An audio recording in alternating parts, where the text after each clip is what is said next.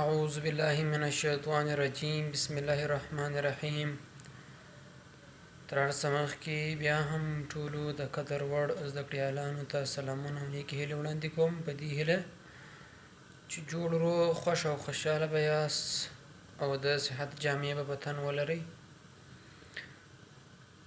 لکه څرنګه چې تاسو پوهیږئ د انلاین درسونو لړۍ ادامه لري. موږ او تاسو په انلاین شکل سره د عمومي نباتاتو د مضمون 6 درسونه ویلي دي. په تیر درس کې موږ او تاسو د نباتي حجراتو او انساجو په هکله باندې بحث کړی و. نن زموږ او ستاسو اووم درس د نباتي دایمي انساجو په باره کې دی، یعنی د نباتي انساجو په ادامه سره نن موږ او تاسو نباتي دایمي انساج وایو. هیلهمند یم چې همدا هم تیر او هم راتلونکي درسونه راسره تر پایه تعقیب کړئ.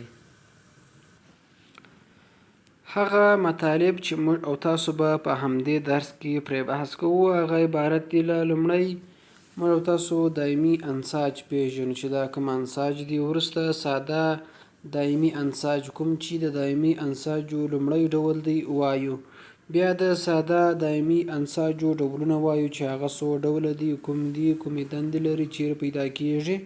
وروسته له هغه څخه د دایمي انساجو دویم ډول وایو چې هغه پیچلي دایمي انساج دی چې په هغه کې بیا د پیچلو دایمي انساجو ډولونه دي هغه وایو، او وروسته د نباتي انساجو ارزښت وایو.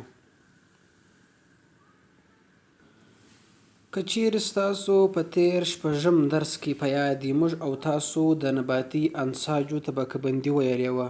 موږ او تاسو ویلي وو چې انساج یعنی د ورته حجراتو ګروپ کوم چې د فزیالوژي او همدارنګه مارفولوژي له مخې یو شان وي په ګډه یوه دنده سرته ورسوي. دا عبارت دی له نسج څخه.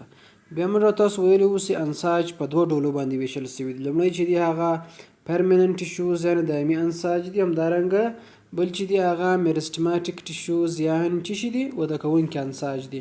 وده کوونکي انساج موږ تاسو ویل په 2 برخو باندې ویشل شوي چې دی هغه primary meristematic tissues دي او دویم چې دی هغه secondary meristematic tissues دي. په secondary meristematic tissues کې intercalary meristematic tissue موږ تاسو وایو. بیا وروسته په primary meristematic tissue کې موږ تاسو lateral meristematic tissue او apical meristematic tissue وایو. نو موږ او تاسو په تیر درس کې د نباتي انساجو په لومړي ډول او د هغې په ډولونو باندې چې کړی دی بحث کړی دی چې هغه دا دی. اوس زموږ او ستاسو همدغه اووم درس چې دی هغه د همدغو 7 ډولو البته د دویم ډول انساجو په باره کې دی چې هغه چې دی permenant tissues دی، یعنی دایمي انساج دی، نباتي دایمي انساج دی. په همدغه موږ تاسو بحث کوو. که چیرې موږ تاسو دلته وګورو په همدغه طبقه بندي کې دایمي انساج چې دی هغه په 2 برخو باندې ویشل شوي دي. لومړی چې دی هغه simple permanent tissues دی او دویم چې دی هغه complex permanent tissues دی، یعنی لومړی چې دی ساده دایمي انساج دی او دویم پیچلي دایمي انساج دی. په ساده دایمي انساجو کې موږ تاسو ګورو چې کارک شامل دی، همداسې پرینکایما دی دویم ډول، همداسې کولینکایما دی، همداسې اپیډرمس دی او سکلرینکایما دی. په پیچلي دایمي انساجو کې 2 انساج دی، یو چې دی هغه زایلم دی او دویم فلویم دی. په زایلم کې تراکیدز، ویزلز او همدارنګه فایبرونه د حجرې شتون لري، او په فلویم کې بیا کمپنیون سیل یعنی ملګري حجرې او د سیوي ټیوب یا هم دغه الیمنټونه چې دي دا شتون لري. موږ تاسو په هر یو باندې په پوره وضاحت سره بحث کوو. دایمي نسجونه، دویم دایمي نسجونه. ګورئ موږ تاسو ویلي اوس انساج په 2 برخو باندې ویشل شوي دي. یو چې دی هغه meristematic tissues دی، دویم دایمي انساج دی. په meristematic tissues یا هم وده کوونکو انساجو باندې موږ تاسو بحث کړی دی. دویم دایمي نسجونه یعنی permanent tissues دی. دا ډول نسجونه چې په نباتاتو کې دایمي شتون لري، یعنی دا هغه انساج دی کوم چې په نباتاتو کې په دایمي شکل سره شتون لري. نو دوی چې کیږي له یو شکل څخه بل ته نه اوړي یا هم له منځه نه ځي، هغه مرستماتیکي حجرې چې یو خاص رول یا دنده په غاړه باندې واخلي او د تقسیماتو قابلیت له لاسه ورکړي. دغه ډول مراحلو ته چې یو دایمي شکل، اندازه او وظیفه ځان ته غوره کړي د حجروي تشخیص یا تفریق په نوم سره یادیږي، یعنی سیل ډیفرنشیشن. یعنی کله چې حجرات څه کوي، ویش کوي. یعنی د تاسو فرض کړئ چې دا مرستماتیکي حجرې یعنی وده کوونکي حجرې دي، دا څه کوي د دې لپاره چې یو خاصه دنده ترسره کړي، نو دوی څه کوي د تقسیماتو قابلیت بالاخره څه کوي له لاسه ورکړي، یعنی دوی نور څه کیږي نه ویشل کیږي. نو کله چې دوی په همدغه دایمي شکل سره پاتې سي، څه وکړي دایمي شکل ځان ته غوره کړي، اندازه او وظیفه ځان ته غوره کړي او تغییر نه کوي، دغه ته حجروي تشخیص یا تفریق په نامه سره یادیږي. همدغه بیا چې تشکیلوي دایمي نسجونه تشکیلوي. مرستماتیکي انساج په خپل شکل ته تغییر ورکوي او ډول ډول نور دایمي انساج منځته راوړي. یعنی مرستماتیکي البته دایمي انساج له وده کوونکو یا هم مرستماتیکي انساج څخه منځته راځي. همدغه دایمي نسجونه چې دي دا په دوه برخو باندې ویشل شوي دي. موږ تاسو مخکې هم ویله. لومړی چې دی هغه ساده دایمي انساج دی، الف سیمپل permanent tissues، او دویم یا بی چې دی هغه کوم دی پیچلي دایمي نسجونه دي، یعنی complex permanent tissues. لومړی موږ تاسو راځو ساده دایمي نسجونه وایو. ساده دایمي نسجونه ځکه ساده دایمي نسجونه ورته ویل کېږي ځکه چې د دوی حجرات چې دي هغه د مورفولوژي او فیزیولوژي دواړو له مخې یو شان دي، یعنی دوی ټول حجرات چې دي هغه یو شکل لري او په یو ساده شکل سره شتون لري. یعنی د مغلق دایمي انساج چې هغه زایلم او فلویم دي، په هغو کې مختلف حجرات شتون لري، مختلف شکلونه لري. د هغو په خلاف باندې دوی یو ډول حجرات لري او یو ډول دنده سرته رسوي او په ډیر ساده شکل سره دي. نو دوی چې دي لومړی پرنکایما، دویم کولینکایما، دریم سکولرینکایما، څلورم کولرینکایما، همداسې پنځم چې دی هغه ایرینکایما دی او شپږم چې دی هغه اپیډرمس دی. یعنی دا ساده دایمي انساجو ډولونه دي. اوس موږ تاسو هر یو وایو. لومړی موږ تاسو راځو ساده دایمي انساجو کې لومړی پرنکایما ټیشوز وایي. دا د نباتاتو اصلي او فعال نسجونه دي چې په ټولو برخو کې په مختلفو شکلونو باندې لکه استوانه‌یي، منشوري، کروي او د ستورو په ډول باندې لیدل کیږي. یعنی دغه د نباتاتو هغه فعال نسجونه دي او په ټولو برخو کې شتون لري د نباتاتو.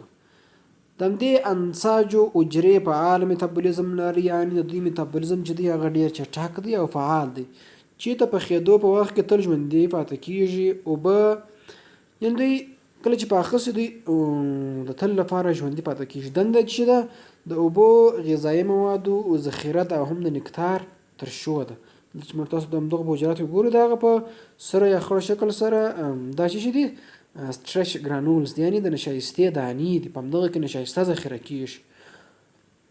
همداسې دوی نکتار مثال په ډول په ګلانو کې چې کوم شیره ده چې هغه حشرات را جذبوي هغه هم دوی ترشو کوي. دویم چې دی هغه کولینکایما ټیشوز دي. د ساده دایمي انساجو دویم ډول کولینکایما ټیشوز دي. د کولینکایما نسجونو حجرې په یوه برخه کې نازک لومړني دیوالونه او په بله برخه کې ضخیم دیوالونه لري. یعنی د دوی په خواو کې دغه دیوال چې دی هغه مختلف دی. د همدې دیوالونو جوړښت او طبیعت د وظیفو د اجرا او طرز له مخې د خاص ارزښت لرونکي دي. یعنی دا چې یوه برخه یې چې لري نازک دیوال او بله برخه یې ضخیم لري، دا دوی د دندې په اساس باندې سره کم. د مثال په توګه د کولینکایما حجروي دیوال چې دی هغه د میټینې د کلي خاورې په څیر ډوله خاصیتونه ښکاره کوي چې د کشېدلو یا فشار په واسطه باندې یو شکل ته بدلون ورکوي چې د هغې تر کېدو وروسته یو نوی شکل ځان ته نیسي. یعنی کله چې د همدغو انساجو یو برخه بلې خوا ته کش سي نو دوی په هماغه شکل کې پاتې کېږي، بیرته خپل عادي حالت ته نه راځي. د پاڼو او ساقو په کورټکس کې پیدا کېږي. په کوم ځای کې؟ په کورټکس کې پیدا کېږي. نه که چې موږ د کراس سیکشن کې فرض کړو نو د همدغې دلته دغې برخې ته همدغه سپینې برخه عبارت د کورټکس څخه ده، په همدغه برخه کې دوی لیدل کېږي. دریم ډول د ساده دایمي انساجو سکلرینکایما ټیشو دی. د مومي حجرو یا نسجونو عمده برخه ده. یعنی موم یا واکس چې دی هغه په همدغو حجراتو کې په ډېره اندازه دي. لومړني او دویمي لرګین یعنی لګنیفاید حجروي دیوالونه لري. یعنی هم لومړنی دیوال او هم دویم چې هغه لرګین دي دا په دې کې لیدل کېږي. دغه دیوالونه ارتجاعي یا کشېدونکی خاصیت لري. د همدې نسجونو لپاره باد، حیوانات او واوره تاواني برېښي او کولی شي چې شکل ته یې بدلون ورکړي. د سکلرینکایما حجرې د خپلې ارتجاعي قوې په واسطه باندې ساقه ساتلی شي. کوم وخت چې د ونې یوه ساقه وچیږي په سم شکل سره پاتې د لاندې خواته کږېدلی نه شي. یعنی همدغه ساقو ته چې کلکوالی او شخوالی ورکوي همدا د همدغو سکلرینکایما انساجو برکت دی. یعنی د همدغو په وسیله باندې دوی دا شکل ځان ته نیسي. یعنی همدغه چې دی دا د همدې نسج شکل دی. په ای شکل کې موږ تاسو همدا سکلرینکایما نسج مشاهده کولی شو. د دوی حجرات که چیرې موږ تاسو وګورو دا هر یو د دوی چې دی یو حجره ده. یعنی دلته 4 حجرات راخیستل شوي دي. په دوی کې سپیس او سیتوپلازم یعنی سیتوپلازم چې ده خالیګاه شتون لري. سیلوال حجروي دیوال او سیکنډري ګروث یعنی دوهمي وده په دوی کې موږ تاسو مشاهده کولی شو. اوس موږ تاسو راځو د ساده دایمي انساجو 4م ډول وایو. د دې انساجو حجرې د کلوروفیل د شتون له مخې پیژندل کېږي. دغه ډول انساج د واښه ډوله بوټو د شنو پاڼو او تنو په کارټکس کې چیرې چې د لمریز ترکیب پکې واقع کېږي د پالیسیډ او اسپنجي انساج په منځ کې پیدا کېږي. یعنی که چیرې موږ تاسو دا د پاڼې اناټومي په نظر کې ونیسو د پورتنۍ برخه عبارت له چی څخه له افر اپیډرمس څخه ده. چې شي افر اپیډرمس او لاندنۍ چې دی هغه لور اپیډرمس دی. د همدغه لور او افر اپیډرمس په منځ کې چې کومه طبقه ده دا چې کومه طبقه دا میزوفیل ده. همدا میزوفیل بیا په 2 برخو باندې ویشل شوی دی. دغه لومړي ته پالیسیډ میزوفیل او دغه لاندې ته سپنجي میزوفیل ویل کېږي. نو دوی وایي همدغه انساج چې دی دا په همدې برخه کې لیدل کېږي چیرې چې لمریز ترکیب یا مزایي ترکیب واقع کېږي د فوتوسنتیز عملیه. 5م ډول نسج چې دی هغه رینکایما ټیشو دی. رینکایما د پرینکایمي نسج یو ډول دی. په بهاري بوټو کې د حجرو ترمنځ په تشو ساحو کښې هوا غټې غټې خالیګاوې موجودې وي. دغه خالیګاوې بوټو ته بیانسي قوه چې دا یو ډول قوه ده چې د مایعاتو په واسطه باندې د شیانو د وزن په خلاف پورته لوري ته واردېږي. یعنی د انساج چې دی په بهاري بوټو کې دا لیدل کېږي او دوی یوه خاصه دنده چې هغه د حجرو په خالیګاوو کې شتون لري هلته سرته رسوي چې هغه یو ډول قوه ده چې هغه ته بیانسي قوه ویل کېږي. همدا قوه بیا څه دنده لري دا بیا د مایعاتو په وسیله باندې د شیانو وزن د وزن په خلاف باندې پورته لوري ته همدا قوه واردېږي. 6م چې دی هغه اپیډرمس نسج دی. اپیډرمس عبارت د هغو نسجونو څخه دی چې د پاڼو او په باندنیو برخو کې ساقو او ریښو کې د یوې یا څو طبقه‌یي حجرو په شکل باندې شتون لري. یعنی اپیډرمس په دغه خاطر ورته ویل کېږي اپي وایي پورتني ته او ډرمس وایي پوست ته. نو همدا پورتنۍ برخه کې په ډېر اندازه سره څنګه په څو طبقه‌یي شکل سره شتون تاسو دا شکل وګورئ د اپیډرمس انساج موږ تاسو دلته مشاهده کولی شو. د ریښو په ځوانو برخو کې د اوبو او معدني موادو د جذب دنده لري.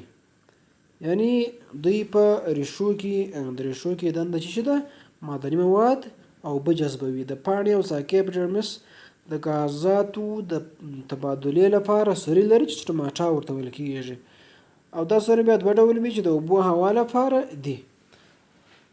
نو اپیډرمس انساج هغه انساج دی کوم چې په پورتنیو طبقو کې د ریښو، ساقو او تنو پاڼو چیش کېږي لیدل کېږي. هلته چې لیدل کېږي هلته بیا په هره برخه کې جلا جلا دنده لري. په ریښو کې د اوبو او معدني موادو جذب، په پاڼو کې د سټوماټا د سوریو درلودل چې په وسیله د غازاتو تبادله صورت ونیسي دا هلته شتون لري. موږ او تاسو په مختلفو نباتي حجراتو باندې بحث کړی. اوس په انساجو باندې بحث کوو چې دا څنګه تنظیم شوي دي. که چیرې موږ تاسو د تنظیمي لیول یا هیرارکي ته وګورو، هلته موږ تاسو ویلي وو چې حجرات چې دي هغه د ژوندیو موجوداتو اساسي واحد دی. له هغې څخه بیا انساج جوړېږي. انساج بیا په غړو کې تنظیم سوي دي. همداسې په نباتاتو کې هم همداسې مثال لري چې حجرات، انساج او بالاخره غړي جوړېږي. مختلف نباتي انساج شتون لري، یعنې د هغوی مختلف ډولونه شتون لري. لومړی چې دی هغه ګراوند ټیشوز دی. دا بیا هغه انساج دی کوم چې د نباتاتو ډیری برخې څخه جوړ سوي دي. یعنې هلته درې ډوله انساج شتون لري چې هغه پرنکایما دي، کولینکایما دي او سکلرینکایما انساج شتون لري. پرنکایما انساج چې دی هغه په نباتاتو کې ډیر عام ډول سره شتون لري، یعنې دوی په ډیرو برخو کې یا حتی په ټولو برخو کې همدا انساج، لکه په فوټوسنتیټیک لایر د پاڼو کې، یعنې په فوټوسنتیزي برخه کې چیرې چې د لمر ترکیب صورت نیسي هلته شتون لري، چې هلته د غازاتو تبادله او مغز صورت ونیسي. یعنې چیرې چې د غازاتو تبادله او هم د غذا ترکیب صورت نیسي په غذا کې شتون لري. یعنې دوی چې دلته په ذخیره کې، یعنې پرنکایما انساج چې دی هغه د نشایستې په ذخیره کې هم مهم رول لري. فود سټوریج یا نشایسته، یعنې په تخمونو کې هم همدغه پرنکایما انساج دنده چې ده د نشایستې ذخیره ده، تر څو بیا نبات ورڅخه استفاده وکړي د خپل ژوند په دوران کې. همداسې د زخمونو په پوښلو کښې هم همدغه انساج ډیر مهم رول لري، ځکه چیرې دغه نه وي، نه وپوښل سي، نو هلته به مختلفې ناروغۍ ورڅخه رامنځته سي. یعنې زموږ تاسو د انسانانو او حیواناتو په رقم باندې که چیرې یو ځای زخم سي هلته به پتوجنز یعنې ناروغي رامنځته کوونکي لکه بنجۍ او بکټریاوې، ویروسونه دا هلته د دخول لاره پیدا سي. نو که چیرې دا وپوښل سي نو دوی به نسي داخلېدلی. پرنکایما انساج چې دی هغه تاسو ګورئ چې په دې ډول سره شتون لري، یعنې په کراس سیکشن او سایډ ویو کې. همداسې کولینکایما ټیشوز، همداسې سکلرینکایما دي کوم چې پنډ دیوالونه د هغو درلودونکي دي.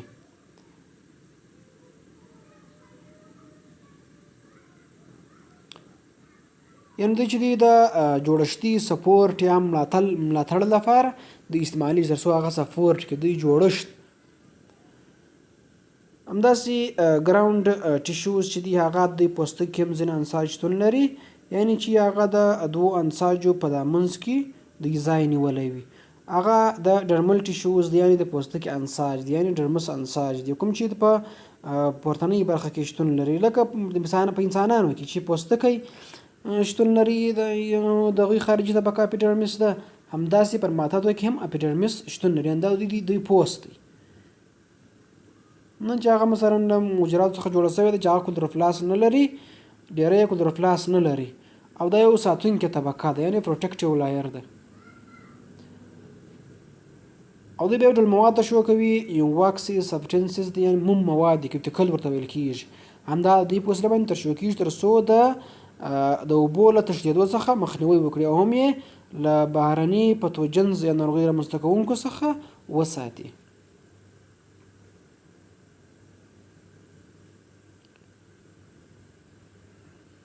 همداسې دغه انساج چې دی دا ځینې ویشته ډوله جوړښتونه لري.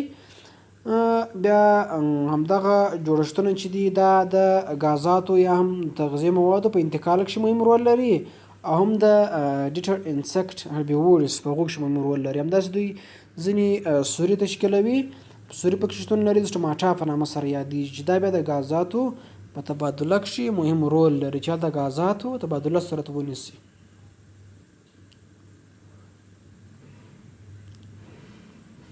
که چیرې دا د همیشه لپاره خلاصې پاتې سي نو هلته به همدغه بکټریا او نور شیان ور داخل سي. ساتونکي حجرات شتون لري چې همدغه د سټوماټا سوري بندوي او خلاصوي په شکل کې په واضح ډول سره لیدل کېږي چې سټوماټا اوفن خلاص او هلته بنده ده. همدا هم همدغو انساجو یعنې د پیټرمس انساجو دنده ده. د دوی دنده چې ده تر ډېره حده په هغو نباتاتو کې ده، یعنې دنده سرته رسوي چې هغه په ډېرو وچو سیمو کې ژوند کوي، لکه کاکټس چې موږ تاسو دلته په شکل کې وینو. هلته دوی چې کوي دا سټوماټا د ډېر وخت لپاره بند ساتي تر څو اوبه ضایع نه سي. همداسې په وښو بوټو کې هم همداسې دنده اجرا کوي. دغه انساج البته نباتات چې دي هغه یو طبقه لري د پیریډرم په نامه سره یادېږي، چې هغه د مړو حجراتو څخه جوړه شوې ده چې داخلي طبقه یې وساتي. په نباتاتو کې دغه ډبل پوستکی چې دی شتون لري، چې نباتات له بهرني محرکاتو څخه ساتي. پیریډرم ورته ویل کېږي، یعنې فیرم معنا احاطه یا شاوخوا، او ډرم وایي پوست.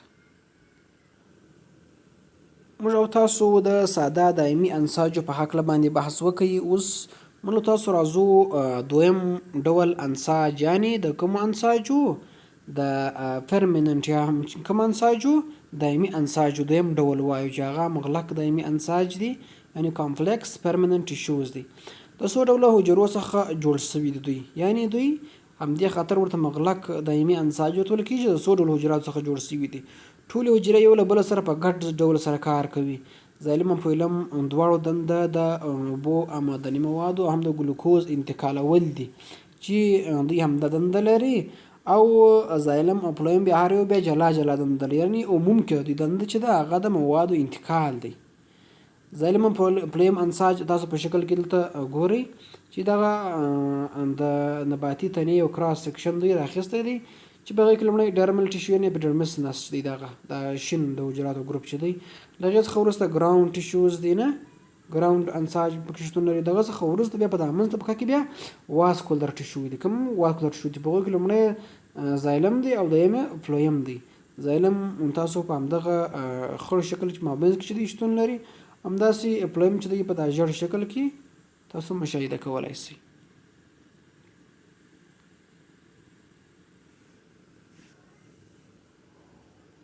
اوس موږ او تاسو د مغلق دایمي انساجو په لومړي ډول باندې بحث کوو، چې هغه زایلم نسج دی. زایلم یو عمده انتقالونکی نسج دی چې د اوبو او معدني توکو د انتقال لپاره دی. زایلم یو ډیر مهم نسج دی چې اوږده نري رګونه لري، او ځکه چې دوی د بوټو د نلدواني د سیستم یوه برخه ده. یعنې که چیرې موږ تاسو فکر وکړو همدغه زایلم نسج چې په همدغه تنه کې خپور شوی دی، یا په څه ډول جوړښت لري، یا په څه ډول تنظیم شوی دی، او کومه دنده لري، د داسې دی لکه په همدې تنه کې چې موږ تاسو داسې پیپونه کښېږدو، همداسې پیپونه پکښې کښېږدو، د همدغو پیپونو په وسیله باندې بیا دغه اوبه انتقالیږي. نو زایلم هم همداسې دنده لري، د ریښو څخه د اوبو انتقال د تنو، پاڼو، ګلانو ټولو برخو ته چې دا اوبه انتقالیږي، هغه د همدغه زایلم انساجو په وسیله باندې انتقالیږي. له همدغه اوبو سره جفت بیا منرالي مواد، مالګې، دا ټول انتقالېدلی شي، یعنې چې په اوبو کې منحل وي. زایلم انساج چې دی هغه د لاندې اجزاوو یا حجراتو څخه جوړ شوي دي. لکه څرنګه چې موږ تاسو ویلو دوی مغلق دایمي انساج دی، نو په دوی د دوی دغه نسج یو مغلق ډول تنظیم شوی دی، یعنې په دوی کې څو جوړښت لرونکي حجرات شتون لري. یعنې د ټولو عامه دنده د دې نسج عامه دنده د اوبو او معدني موادو انتقال دی د نبات ټولو برخو ته، خو اما هره حجره به جلا جلا دنده لري، یعنې په همدغه عامه دنده کې هر یوې خاصه دنده اجرا کوي، تر څو همدغه د اوبو د انتقال او معدني موادو د انتقال دنده اجرا کړي. لومړی په هغو کې تراکیدس دی، یعنې په شکل کې موږ تاسو دغه په شنه شکل چې شتون لري، دا زرغونه دا تراکیدس دی. همداسې دوی یوې ځل حجرې لري چې دغه زرغون شکل لري. همداسې دوی زایلم فایبرونه او د زایلم پرینکایما لري. دا څلور ډوله حجرات په دوی کې لیدل کېږي. دویم مغلق دایمي نسج چې دی هغه د فلویم نسج دی. فلویم نسج یعنې دا انساج هم چې دی همداسې اوږده نري کانالونه لري چې کندي مواد د پاڼو څخه د نبات مختلف برخو ته رسوي.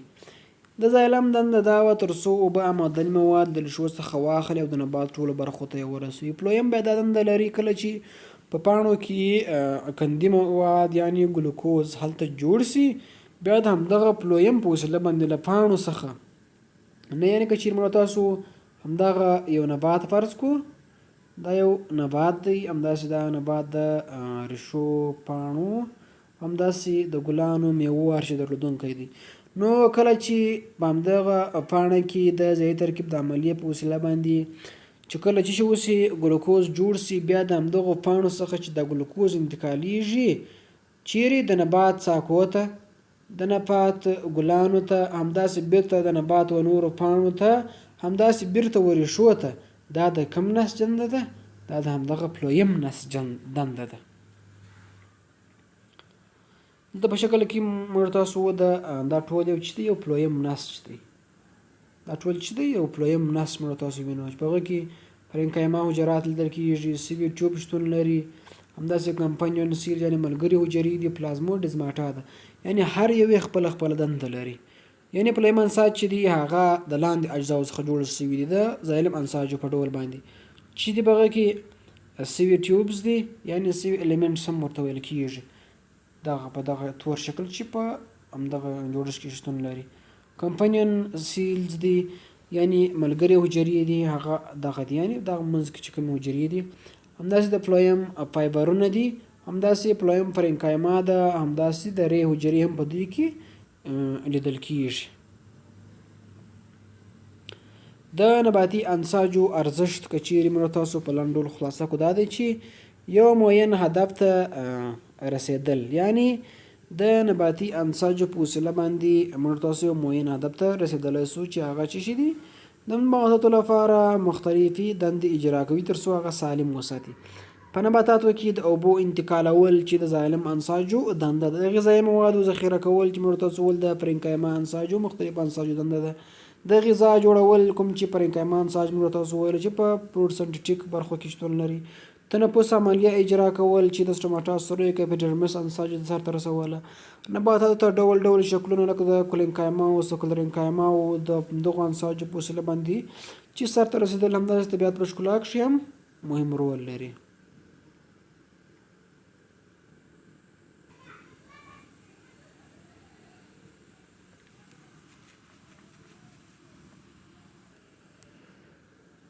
موږ او تاسو د نباتي انساجو دریم ډول ته راځو چې هغه واسکولر ټیشوز هم انتقالي انساج دی. په ټولو نباتاتو په نوع کې شتون نه لري، یوازې په هغو نباتاتو کې شتون لري کوم چې همدغه واسکولر نبات ورته ویل کېږي، یعنې دوی په سرخصونو همداسې په نورو نباتاتو کې کوم چې ډېر ابتدایي دي په هغو کې شتون نه لري. همدغه واسکولر پلانټس هم د همدغو انساجو پر اساس باندې نومول شوي دي چې دوی انتقالي انساج لري، غټ جوړښتونه لري او د همدغو انساجو په مرسته باندې پکښې غذایي مواد او اوبه انتقالیږي.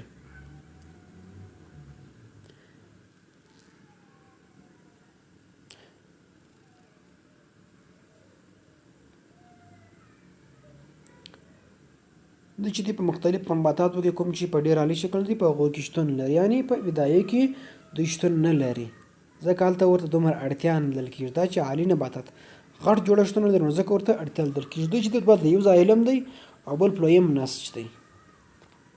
زایلم انساج انتقالي نسج دی کوم چې د مړو حجراتو څخه تشکیل شوی دی چې هغه تراکیدس همدارنګه ویزلونه دوی حجروي دیوال چې دی هغه د لیګنین په وسیله باندې چې یو ماده ده تر څو همدغو انساجو ته قوي جوړښت ورکړي، مستحکم یې کړي، له دوی څخه جوړ شوی دی. د زایلم انساجو چې دی هغه وان وی فلو دنده لري نه،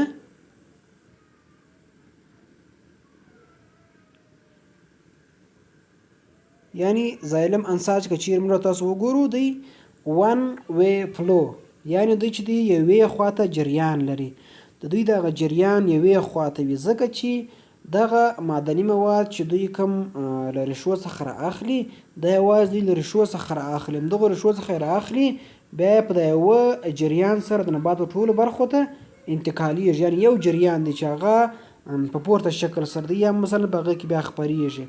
همداسې دوی چې دی موږ تاسو ویل دوی حجروي دیوال چې دی هغه د لیګنین په وسیله باندې پوښل شوی دی. همداسې دوی دا دنده لري تر څو معدني مواد او اوبه انتقال کړي.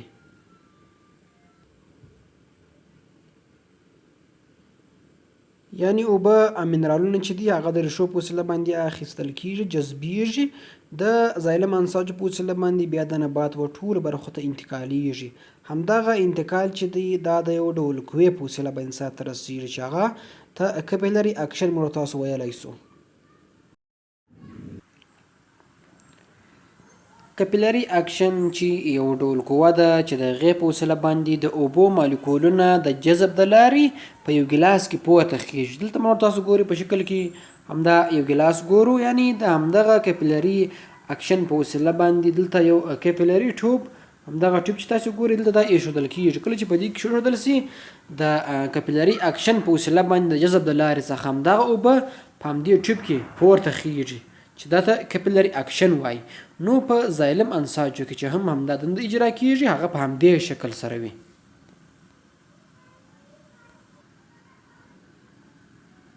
یعنی لومړی همدغه اوبه د ریښو په وسیله باندې چیش کیږي ابزوربشن، یعنی دوی جذب صورت نیسي. دوی لومړی د ریښو په وسیله باندې همدا جذب کیږي. کله چې جذب سي، کله چې بیا تنې ته راورسیږي، همدلته کپیلري اکشن واقع کیږي. یعنی اوبه د همدغه کپیلري اکشن په وسیله باندې و پورته طرف ته انتقالیږي. کله چې پورته طرف ته انتقال شي، بیا هلته ډیری اوبه چې دي هغه د پاڼو څخه خوشې کیږي، یعنی له هغو څخه د باندې وځي. د کومې عملیې په وسیله باندې؟ د ټرانسپایریشن د عملیې په وسیله باندې بیرته بیا همدا اوبه وځي. یعنې لومړی اوبه جذب کیږي، بیا په تنه کې لوړې خواته د کپیلري اکشن په وسیله باندې انتقالیږي، بیا ډیری د ټرانسپایریشن په وسیله باندې د باندې وځي. دویم ډول نسج چې دی هغه د فلویم نسج دی. فلویم انساج انتقالي نسج دی چې د ژوندیو حجراتو څخه تشکیل شوی دی. هغه مختلفې حجرې لري لکه کمپانیون سیلز، همداسې سیوي سیلز یا هم سیوي ټیوب ورته ویل کیږي. همداسې فرینکایما هم په دوی کې لیدل کیږي. همداسې د فلویم انساجو دنده چې ده هغه د مغذي موادو البته کندي موادو انتقالول دي.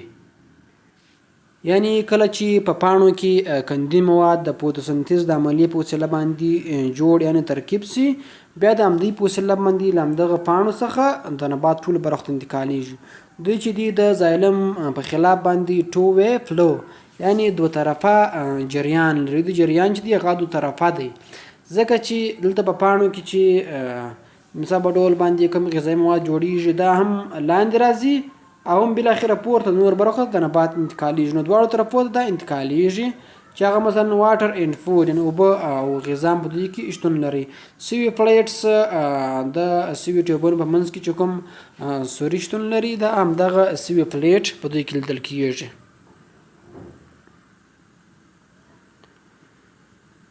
یا هم دوی په همدې شکل باندې همداسې تنظیم سوي دي.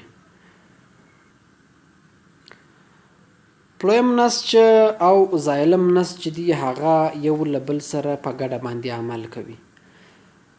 فلویم نسج په دې ډول سره عمل کوي، یعنی که چیرې په همدغه یوه شماره کې انلاډینګ سکروز انټو د فلویم، یعنی کله چې په همدغه فلویم نسج کې دغه سکروز چیش کیږي تویږي. یعنی ته د پاڼو یو چې ده لیف سیل ده، یعنی د پاڼو یو حجره ده. دلته سکروز چیش کیږي جوړیږي. کله چې جوړ سي دا کمپنیون حجرات ته لومړی انتقالیږي. کله چې کمپنیون سیل یا هم ملګرو حجرات انتقال سي، همدغه کمپنیون سیل بیا دغه را انتقالوي و چې ده د فلویم همدغه سوي الیمنټس همدغه انساجو ته را انتقالوي په درېیمه شماره کې. کله چې همدلته را انتقال سي دلته بیا د کانسنټریشن ګریډینټ یعنی د غلظت درجه په پام کې نیول کېږي. یعنی که چیرې غلظت زیات وي بیا انتقالیږي، که چیرې کم وي او بیا په نه انتقالیږي، ډېر په کم ډول سره باندې وي نه. یعنی په همدلته بیا د ټرانسلوکیشن آف سکروز په همدغه نسج کې بیا دلته چیش کېږي انتقالیږي. نو دلته بیا واټر فلوز انټو د فلویم، یعنی دلته بیا له زایلم څخه بیا اوبه راځي په همدغه فلویم کې انتقالیږي تر څو همدغه مواد له اوبو سره یو ځای انتقال سي. کله سي همدا انتقال سي نو بیرته بالاخره کمپنیون سیلز ته راځي، یعنی بیا هم دلته ملګري حجرات د فلویم و سویټیبو و څنګ ته شتون لري. دا بیا بالاخره و روټ سیل ته ورکوي، یعنی ریښو ته راورسیږي همدغه سکروز. کله چې دلته راورسیږي دلته بیا انلاډینګ سکروز فرام فلویم، یعنی له فلویم څخه دا سکروز چیش کیږي بیرته راتویږي، له هغه چیش کیږي خالي کیږي. نو دلته بیا اوبه په پنځمه مرحله کې اوبه بیرته و زایلم انساجو ته د ازموزس د عملیې په وسیله باندې انتقالیږي. یعنی کله چې فلویم ته راسي اوبه سکروز انتقال کوي په فلویم کې، بالاخره ریښو ته هم ورکي اوبه بیرته بیا زایلم ته ځي. هلته بیا چې کېږي ټرانسفریشن آف واټر، یعنې اوبه چې دي هغه تحرک د عملیې په وسیله باندې د پاڼو د لارې بیرته ضایع کېږي.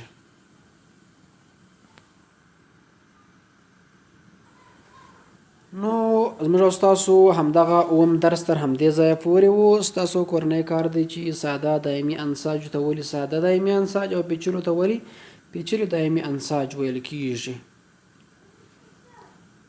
د پاملرنې مو یوه نړۍ مننه. که چېرته کوم پوښتنه لرئ کولی شئ چې راته پرېږدئ. تر راتلونکي اووم درس پورې ښه وخت او ښې چارې.